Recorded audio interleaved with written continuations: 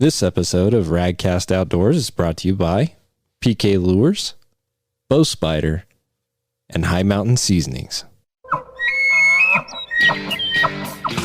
Fish on! Hey, RadCast is on. Hunting, fishing, and everything in between. This is RadCast Outdoors. Here are David Merrill and Patrick Edwards.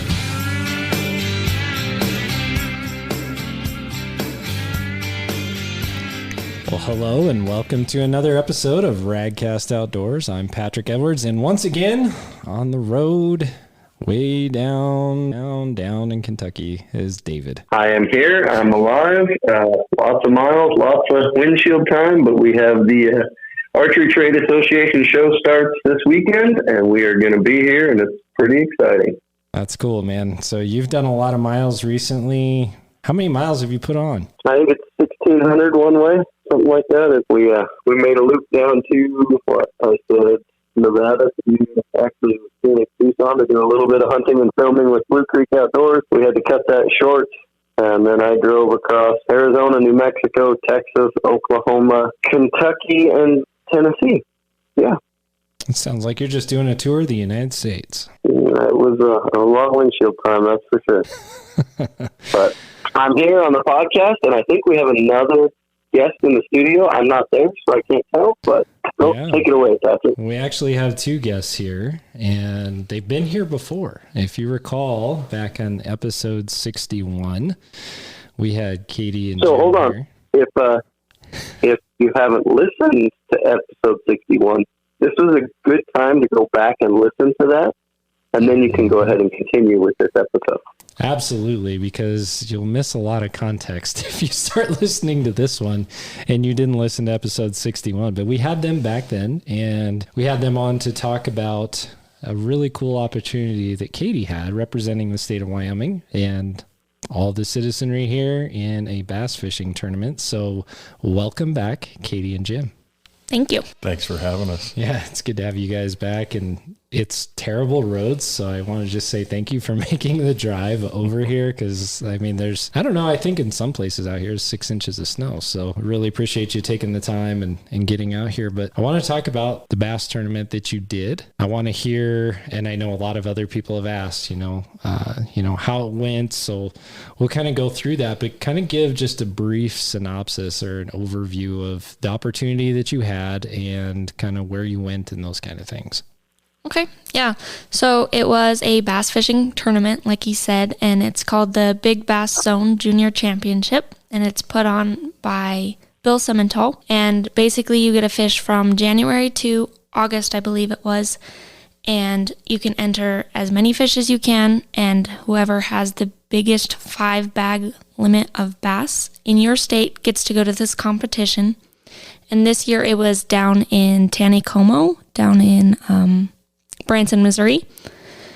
And yeah, so I qualified with a bag limit of just over 14, I want to say. And we wound down in Taneycomo. So it was pretty awesome. So, for people who don't know about this kind of tournament, again, you probably had like an app on your phone, right, where you had to keep track of your fish and do all that. So talk about that a little.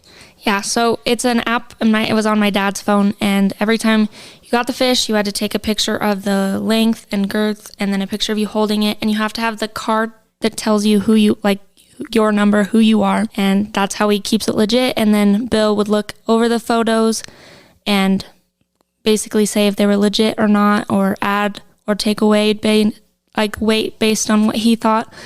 And so yeah, and it pinned your location for him to see, but no one else could see it. So it was pretty cool in that way that, they weren't giving away your fishing secrets, so that was cool. I'm going to have to call Bill now. Where was she catching all these fish? I'm just kidding. That's a sly move. I'm going to make my own app like that so I can keep track of people's... No, I'm just kidding. I don't want that either, but no, that's pretty great. So you had a lot of support from people in the endeavor of raising funds and sponsoring you in the tournament.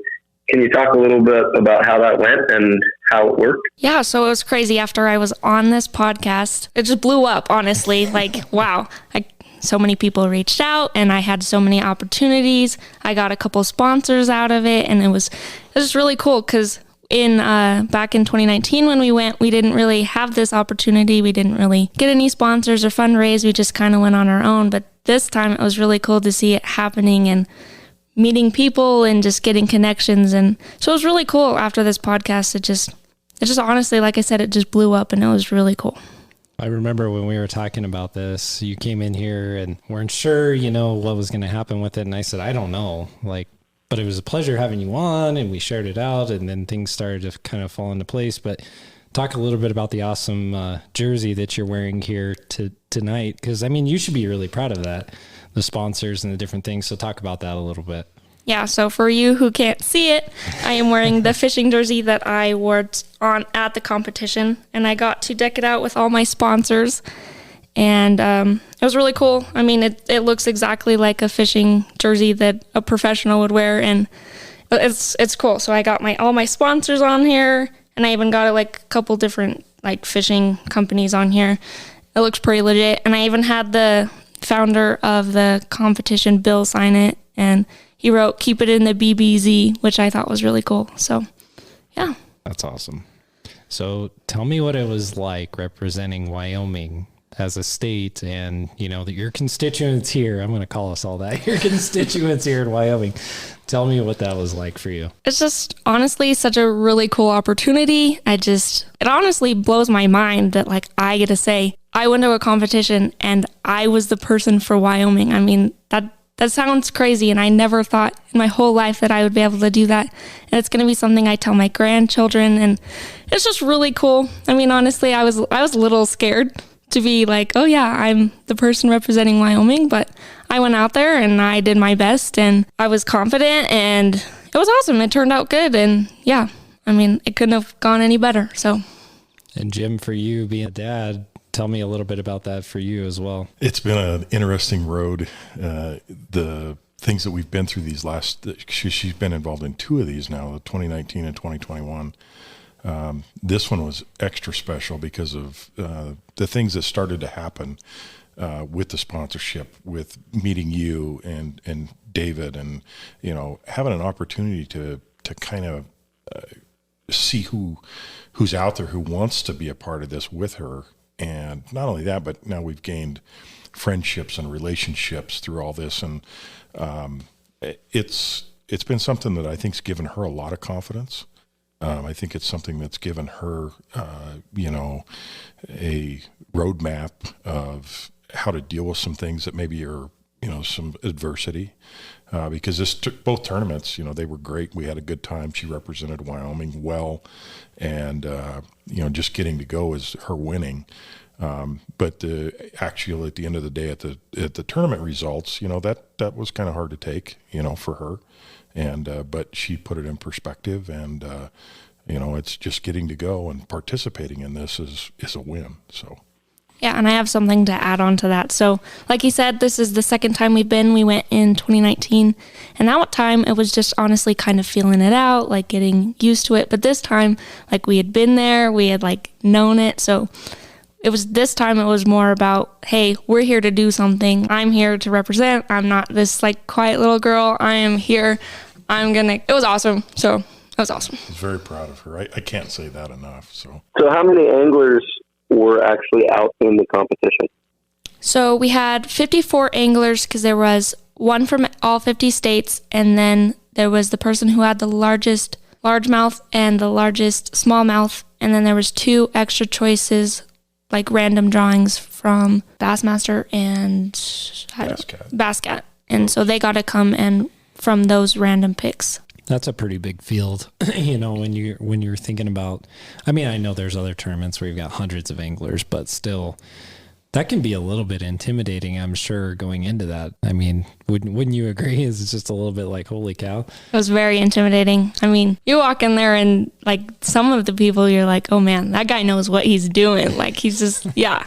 And so I was whoa. But then you had to remind yourself, hey, I'm supposed to be here. I earned my spot here. So yes, it was stressful, but I had to remind myself that I was supposed to be there. So. Well, I was going to say, you earned your spot there. Catching a 14-pound 5-fish bag limit out of Wyoming for bass is really good. Yeah. I think I said that in the last episode. Just living here my whole life, I know that it takes a long time to grow a decent sized bass in this state anyway. And for you to have a bag limit like that was pretty darn good. So David, real quick, we're going to talk about Bow Spider. Again, you're down at the ATA show. You guys have a lot going on, so just give us a little update and tell us what people should expect from Bow Spider here soon. Well, we'll be traveling on the road, hitting some of these shows, consumer and private shows. ATA is a private member-only show, but it is, the Archery Trade Association show. All the big players are here, and Katie, you kind of mentioned how you felt like you looked around and said, hey, I'm a little bit on the block, maybe I'm not supposed to be here. I still have that feeling looking around when I'm looking at, Burris or whoever's booth that, you're talking hundreds of thousands of dollars just for their booth, and it's hundreds of square feet. We've got a little 10 by 10, we're in a 100 square foot area, but I've earned my spot to be here. Bow Spider is a product that fits the market very uniquely in the fact that if you need something to hold your bow, whether you're hiking, spotting, stalking, in your truck, on your vehicle, at home on the wall, whether you're whitetail hunting, elk hunting, we have a solution for you. You can check the videos out. YouTube, Bow Spider's the channel. We sell them through 100 retailers in the U.S. now. We have a list on the website. And you can also get on bowspider.com and check them out. There you go. Well said. Yeah. So go to bowspider.com. You can check out not just the Bow Spider packing system, but they also have apparel and a few other things that you can look at on there. And I know he's got new products coming out hopefully this year. So keep your eye on bowspider.com. And of course, we'll talk about those on the podcast too. But I want to just kind of ask you, getting ready for this trip is kind of a daunting task.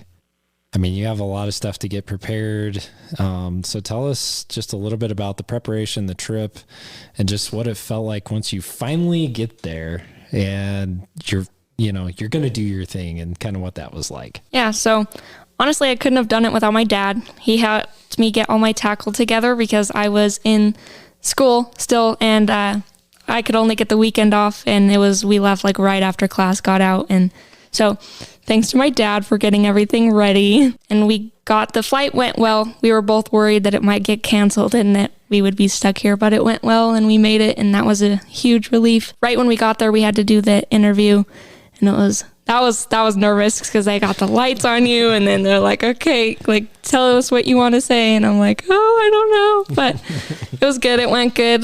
Talked about how I was excited to be there and that I was glad my dad was with me, and it was awesome. And then we had the banquet, and that was really cool. We got to meet our partners, the people we were partnered with. So then we had the banquet, and we got introduced to our boat partners, and I was partnered with the guy from Washington. His name was Mason Bridges, and his dad was my boat captain. And we got to fish out of his boat, and it was really nice. What kind of boat did he have? A 21-foot Skeeter. Nice. I've never fished out of anything that nice other than the last competition I was in. It was incredible. I was like, whoa. I was like, I don't know if I should touch anything. Like, whoa. It was really cool. Their family is so nice. We still actually talk to them today. They sent me like Christmas card, and we're talk back and forth, let them know if they wanted to come up here, they could, and they said if we wanted to go up there, we could. And so that's honestly what this is all about, is just making friends, and we did that at both competitions.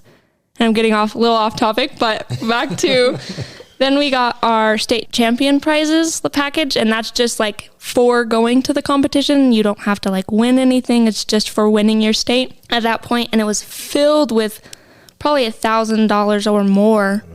Yeah, at least probably 2,000. At least, of prizes. And then, like I said, that was just for winning your state. And we got a 7-foot St. Croix bass casting rod. We got Land Shark sandals or shoes. Really nice sunglasses. Maruki.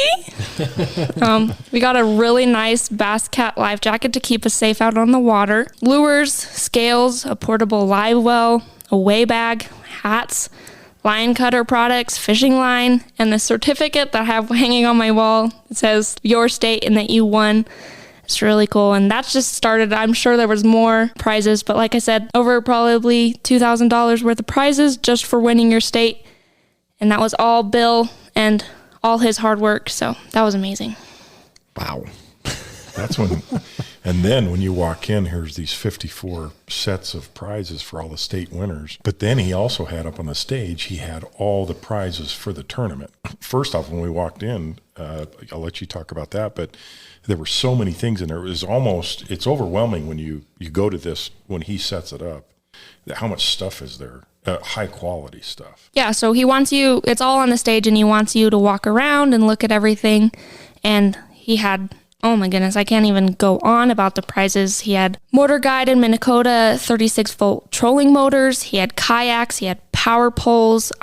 He had scholarships to Bethel University. I think 5 different scholarships, if I'm not wrong. He had trips to Mexico. He had gift certificates. He had rod and reel combos. There was so much more I don't even remember, honestly. One of the gift certificates for $1,500 to AFTCO.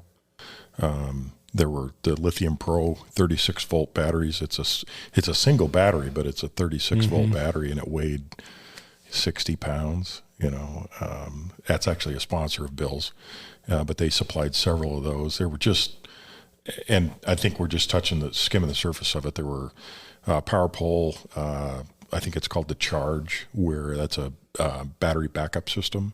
So it actually has a charging unit where it charges your batteries. And then if they die for some reason, it has an emergency, you just push a button and it assists you starting your motor, stuff like that. So it's just, wow. I'm kind of going off topic here, but it was amazing. Sounds like a cool the prizes. Deal. Yeah. I mean, all that stuff you're talking about, I'm kind of drilling on myself thinking about it. So I bet you were too, looking at all that gear and being like, man, that would be cool to have, but that's pretty neat. So Katie, what's one thing you ran into that you may not have expected during the tournament, an obstacle, and how did you overcome that obstacle? I would say the weather was my biggest challenge. It had stormed 3 days prior to the tournament, really hard. And then the day of the tournament, it was so nice and blue skies and clear. And so it wasn't very good fishing conditions for anybody who knows that. So it was tough on the water, and everybody knew that going in. Even Bill talked about it. He said that it would be tough, but that we needed to go out there and try our best, and that's what we did. And so that's how I overcame it, and everybody did. We just went out there and tried our best. So when you went out there and fished, boat launch was probably pretty early in the morning, right? So what time did you go out, and just kind of walk us through the day and what you guys did? Starting that night, I did not sleep well. I just kept tossing and turning. I just couldn't sleep. I was so excited. You are a true fisherman. Yeah, it happens every time. Yeah, I get really excited. And then I think we woke up at like 4 or something to get all of our gear. And then they had breakfast and lunch for us anglers. And we just went down and had that. And then I drove over to the launch site at Bass Pro Shops with my boat partner. And then we waited in line, and then we got in the boats. And they actually had people like launch us in to the boat or the launch area, and it was so cool. I mean, I've never experienced anything like that. And then we waited until light, because at that point it wasn't even light yet, and so we were all the boats on the water just waiting, and everybody was so excited. You could feel the tension in the air. I mean, seriously, you could. And then they had a prayer, and they sang the national anthem, which I thought was really cool. And then everybody lined up and went zooming out, and I can't remember how fast you were allowed to go, but it's faster than I've ever been. It was really cool. We were just like so fast. I'm sure that skittered across the water pretty good. Yeah, it did. And so my partner had the boat for the first 4 hours, and we basically did whatever he wanted. We both had the same pretty much fishing technique. We were back in some bays, just working we did rocks, we did grass, basically anything we could, found some trees. We worked all over, and then it was my turn, and we went back to the same bays that we fished earlier because it had gotten warmer, and we thought the fish might have come out. At that point, I had a bass follow one of my crankbaits, and I was so excited, but he wouldn't commit, and I was like, oh man. No. But I like saw him and everything, and I was like, oh man, so close. But we kept fishing, and we fished right until the very, very, very end. And I ended up never catching anything, and neither did my partner. Well, that's not true. I did catch a trout. And the thing about that is I love fishing, all types of fishing, but I am truly a bass fisherman. But this competition and the competition in 2019, I caught a trout both times. So I'm starting to feel that I need to be a trout fisherman because I keep catching them. So you know why that was? It's because you're from Wyoming. Yeah, exactly. Exactly. Yeah. So that was pretty funny. Yeah. And then we had the weigh-in, and I'll let Dad talk about that because he got to see it. So Bill had set it up where he wanted this, everything he does in this tournament, he wants it to be special, something that has never been done for kids like this. He designed the weigh-in like the Bassmasters Classic. So when Katy was talking about being, how they put them in the water, the boat captains and the participants, they were in the boat the whole time. They had people actually ferrying and taxiing the vehicles around, so they never had to get out of their boats. Well, there's a place in Branson, Missouri. If you've ever been there, there's a place that has flames and fountains, and it's right downtown in this pavilion. Basically, it's a giant mall, but it goes right to the water's edge. And these fire pipes and fountains and everything, it's just amazing. It goes right there, and then there's a big, it has like, there's seating there. It's like an auditorium that goes right to the water of Lake Taneycomo. So it's very unique, and there were all kinds of people that were just happened to be there that were shopping, and they showed up and got to see this. And so they had everything set up on a little road that goes right there in between the fountains and the fire and all that, and then goes up to the pavilion and the mall. They had the weigh-in right there. They had the Aftco bass buggy. It was a giant pontoon boat that had the aerators in it. So when they weighed the fish, they went right into the aerator there on the boat, and then they'd launch the boat and take the fish back out on the water.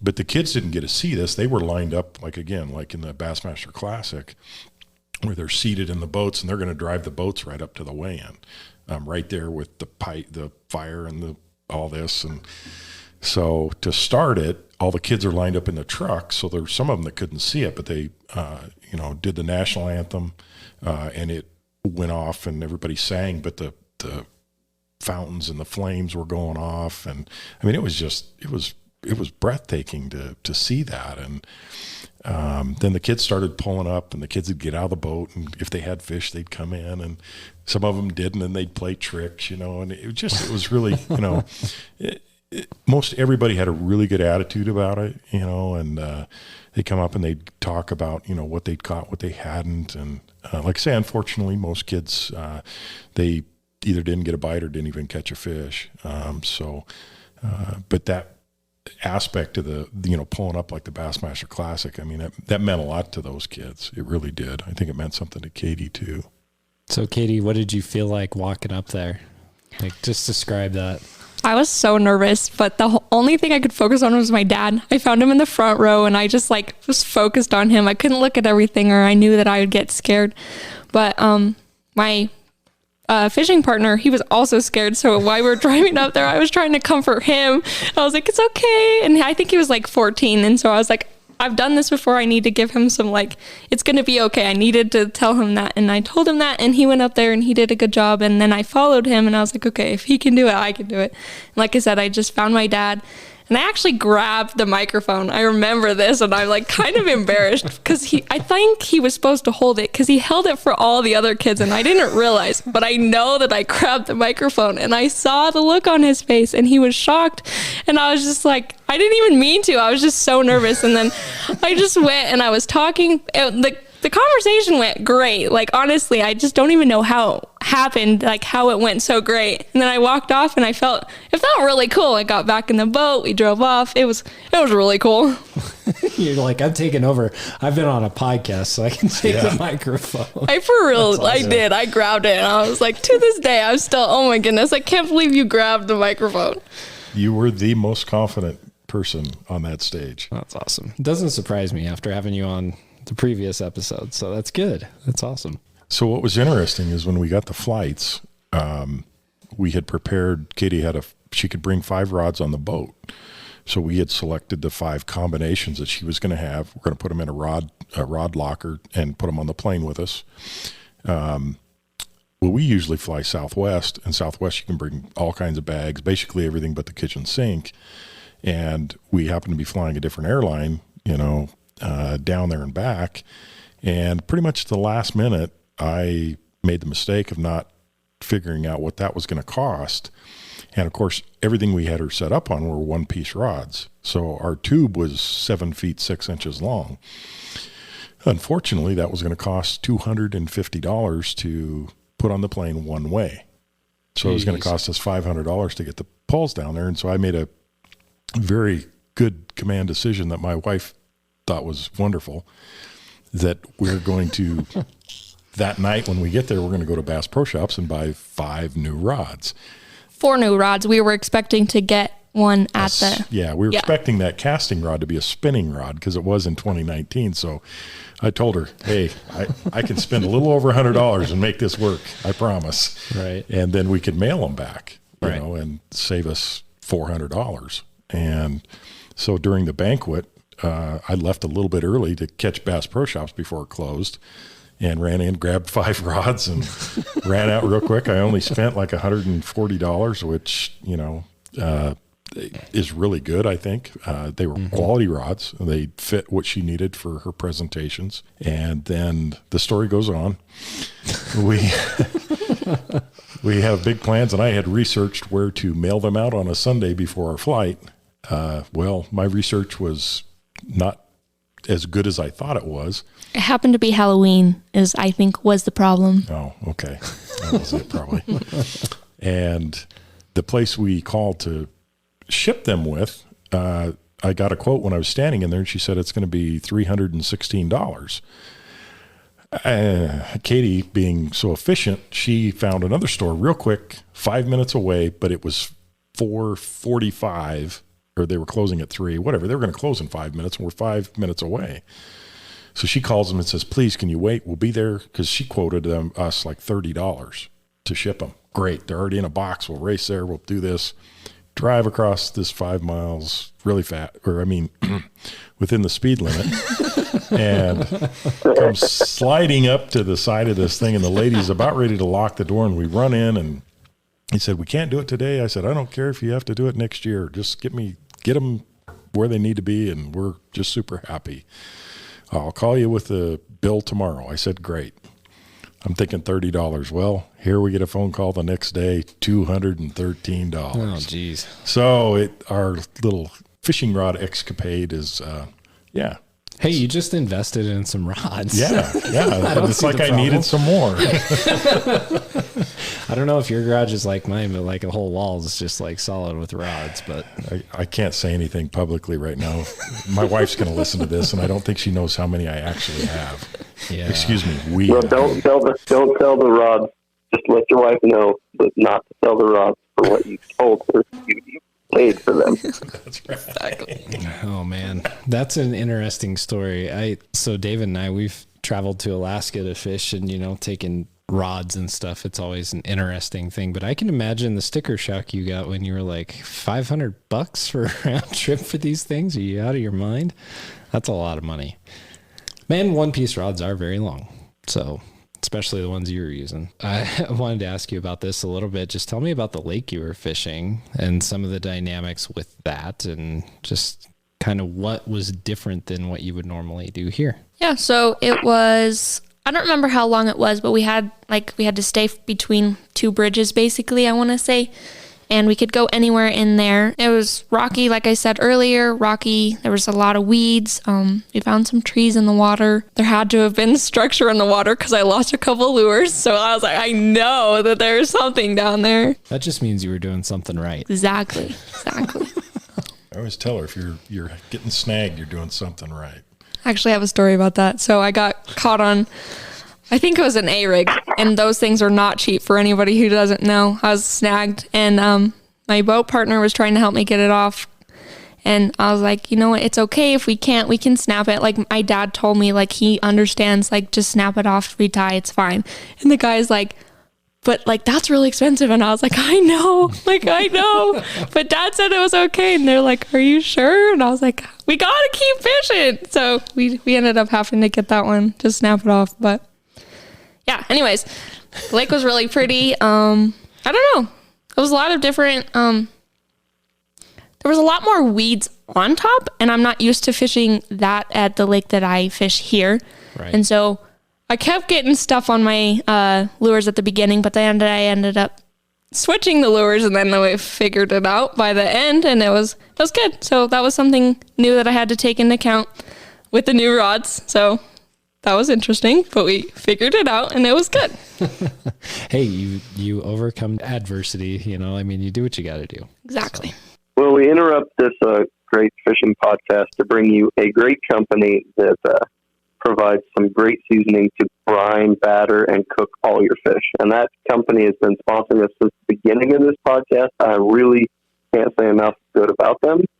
High Mountain Seasoning, I use them for, elk, deer, everything. Salmon, trout. There's something, even if you're just cooking your hamburgers on your grill in your backyard and you didn't even go procure that protein, you just went to Walmart and bought some cow, they have something to make any protein source better. So check them out.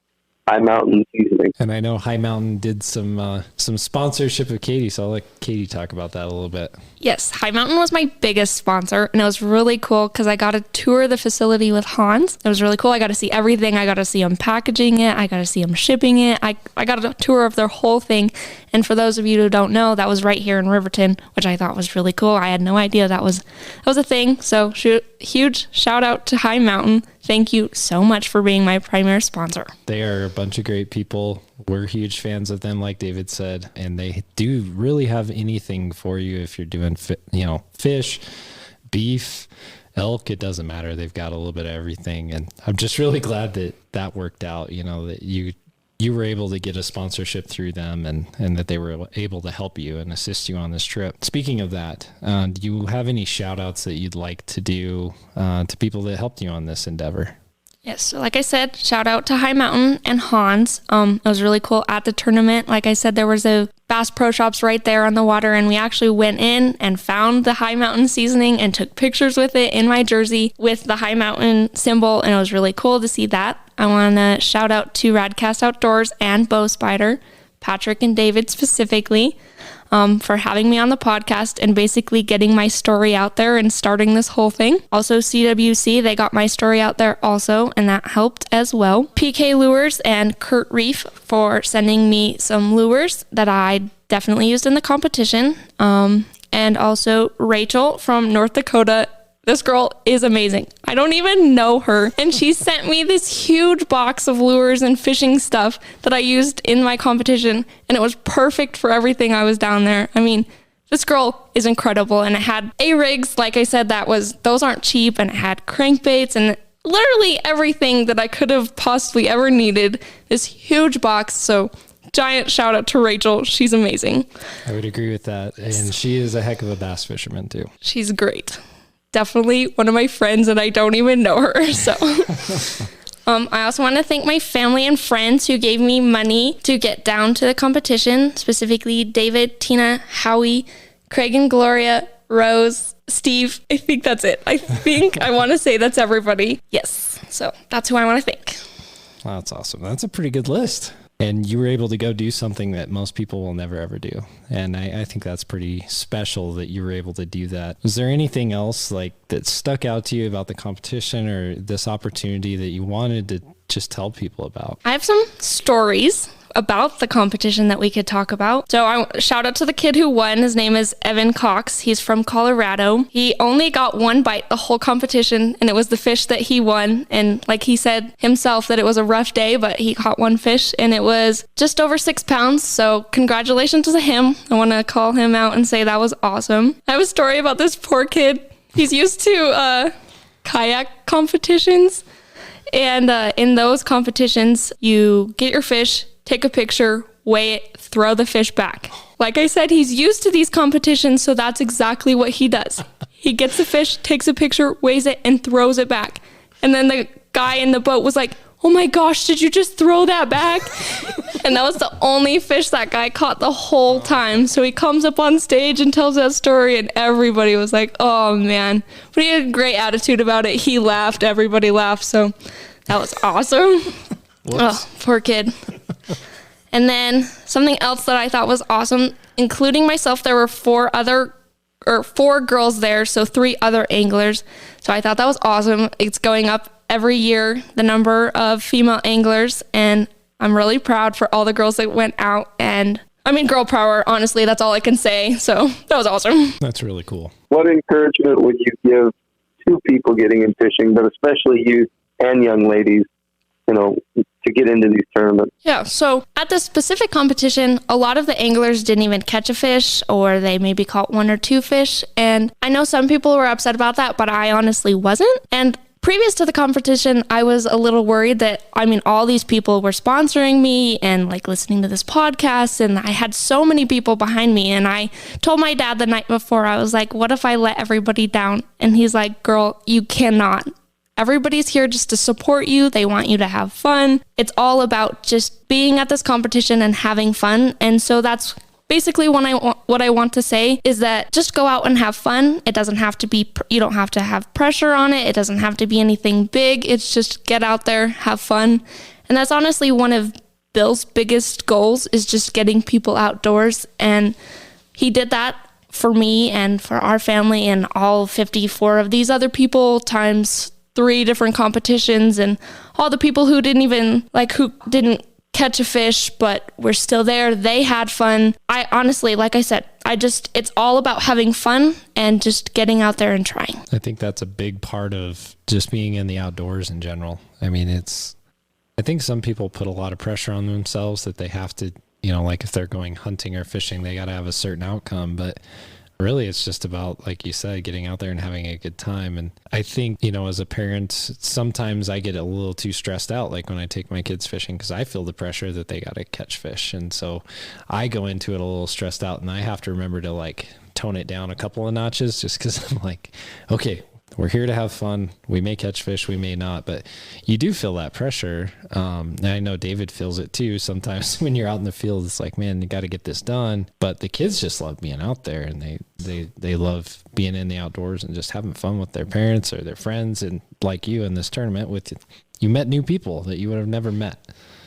So I don't know, David, what do you think about that? I was going to completely compliment that, Patrick, is there's definitely the pressure when you're taking either somebody new. Obviously hunting isn't a competition like this fishing competition was, but if you're just on the lake for the day fishing, or if you're just up in the woods hunting for the day, I sometimes tend to turn it into a little bit of a competition against myself and trying to at least produce an exceptionally quality trip for whoever I've invited along. And that can be a little bit undue pressure that kind of actually ruins the experience instead of just being in the moment, enjoying it. Obviously, no matter where we're at, we got to have some set of goals, and we want to meet those goals, whether we're rock climbing, mountain biking, dirt bike racing.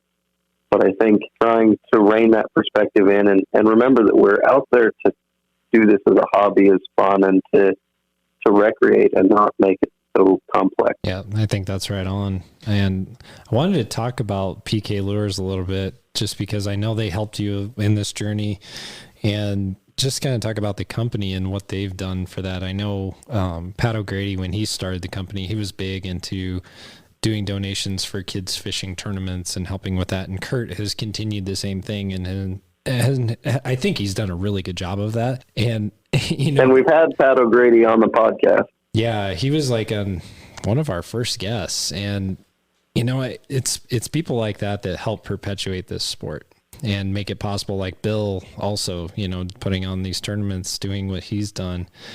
And, I would encourage you as a listener to support these companies, like PK Lures. They put their money where their mouth is. They help support kids fishing initiatives, and, they're always willing to help with, things like Katy's endeavor. And so, don't forget about those guys, because they are legit. They're good folks, and they put out good products. So don't forget about pklure.com. Just wanted to throw that in there. But I also want to talk about the tournament because I understand that the tournament is not going to happen this next year, at least as it stands right now. So can you fill us in a little bit on that? So yeah, we have a little bit of sad news. The competition is not happening right now. It's not going to happen next year. I mean, like 2022. I guess it is the new year. So this year, Bill just has worked so hard over the last 3 years that it's taken away from his family time and just his life, and he loves it, and he's super sad that he can't continue it. And it was really his dream, and I think that he needs to be proud that he did this for 3 years, because you should have seen the competition. It is unlike anything ever. Like my dad said, he's been to fishing competitions that don't even hold a candle to this. Like Bill worked 365 days so hard. So I think he needs to be proud of that. And I am definitely proud of him for that. And I know everybody else that was at this competition was. But yeah, so he's not going to be able to do the competition this year. I think he was hoping that someone was going to help pick it up and help him, like basically work with him, but be the primary person. And that didn't happen. So, but we're hoping that it might still. Well, I hope that there is an opportunity in the future for other anglers, because that is what really gets people juiced up about the sport. You know, it's sad to see it go away, but I also understand, like, at some point you get so many commitments and so many things that your life gets too crazy, but hopefully that can come back. So that leads me to my next and last question for you is, what's next for you? And like I said, I don't really have any upcoming fishing competitions or anything. I think any future fishing endeavors this year might just be me and my dad having fun on the lake. I know the last 3 years that it's been, I mean, not stressful, but like we've been out there to catch the 1 or 5 this year, big fish. And it was like constantly we're fishing for these fish. And I don't know, I remember from my childhood that it was like we would go out there just to have fun and lake days. So I think we're excited to get back to that. Yeah, and I'm going back to nursing school, so that's also next for me. It's not related to fishing, but that's a big deal, in my huh? future. Yeah. That starts the 10th, so looking forward to that. That'll be my second semester, and that's basically what I have right now. That's great. Well, don't give up fishing now that you're done tournament fishing, obviously. I think some of my best days on the water are just family days, you know, fishing. My dad and I have done tons of those, and you never forget that stuff. And you aren't guaranteed tomorrow, so you got to get them in while you can. So you guys better get out there and get on the water. I better see you out there. Just keep after it, keep going, you know, find that next mission and goal and dream, and you'll achieve it, you know. I think back to you said in nursing school, and my wife's a nurse, and it took a lot of sleepless nights, doing a lot of studying on my part just to get her nursing degree. But it can be done.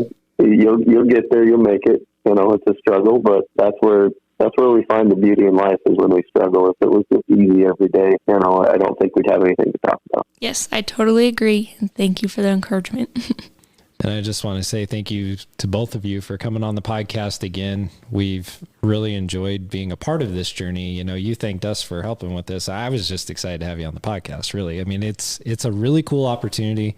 I'm proud of you that you did this and you represented our state. Again, hopefully it'll come back and, you know, we can have another young female angler kick everybody's butt and go to the competition, because I mean, it's just really cool to see. So I want to thank you both for being on the podcast. It's great to have you both. So thank you, Patrick and David. We both appreciate you very much. Like I say, we can't put in perspective how you two have been involved and been a part of this. You know, it's a journey that we all took together. And like I say, it's created friendships and things that we didn't know that were going to be ahead of us. And so thank you both. Yes, thank you so much. Is honestly, this competition has changed my life, but also being on this podcast has changed my life also, because of all of the things that have come out of it. And I never thought I would be doing a podcast because, like you said earlier, don't really like being the center of attention, but I had a great time and I am really blessed to be here. David and I were talking about this after the last podcast. It's hard to believe we've done this for 2 years now. And this is episode 73. And so, I mean, we've done a lot of different topics and a lot of cool things, but we're really trying to grow this thing too. All of you who are listening, one of the biggest things that you can do to support this podcast is download the episode and tell your friends about it, because this podcast has almost 10,000 downloads, and it's because of word of mouth. And so if you guys can help us continue that would be great. We also like to hear from you on social media and other things like that. And so give us feedback, and we want to hear from you, right, David? If there's a guest out there that you think would be a good fit for our show, or you want us to talk to somebody, or if there's a topic we haven't covered and you're sitting there going, hey, I want you guys to cover this, definitely give us some feedback. Get a hold of us. RadCast Outdoors is the website. And we're obviously got the socials. We have a private social page, so if you start following along, Patrick and I are the admins. We'll get you hooked up on there, and we share even more tips and tricks on there. So, yeah, the listeners is what this is all about. So we'll have to thank those guys. So again, if you can help us out and download, rate, subscribe, do all those things, that would be great. And we'll come back again here soon with another episode of RadCast Outdoors.